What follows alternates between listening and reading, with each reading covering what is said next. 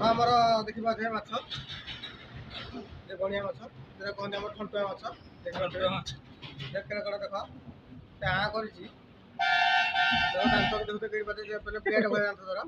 ଦେଖିପାରୁଥିବେ କେତେ ବଡ଼ ମାଛ ସେ ଦେଖ ମାଛ ଆଉ ଏଇ ଦେଖ ମାଛ ତ ଆମ ରାତିରେ କିନା କାଲି ସନ୍ଧ୍ୟାବେଳେ ଯାଇଥିଲା ଜାଲ ବସିଥିଲା ସନ୍ଧ୍ୟାବେଳେ ସକାଳେ ଆଜି ଯେହେତୁ ବୁଧବାରଟା ସେଇ ହିସାବରେ ମାଛଟା ପଡ଼ିଥିଲେ ମାଛ ଗୁଡ଼ା ଭଜା ହେଇକି ଖିଆ ହବ ବୋଲି ପଖାଳ ଖାଇକି ତ ଦେଖିପାରୁଥିବେ ମାଛ ବି ଢେର ପଡ଼ିଛନ୍ତି ମାଛ ସବୁ କେରାଣ୍ଡି ଆଉ ପୋହଳା ଆଉ ଇଏ ଦୁଇଟା ପଡ଼ିଛନ୍ତି ସ୍ପେଶାଲ କରିକି ମାଛ ଲମ୍ବା ମାଛ ଲମ୍ବା ଲମ୍ବା ଥଣ୍ଟ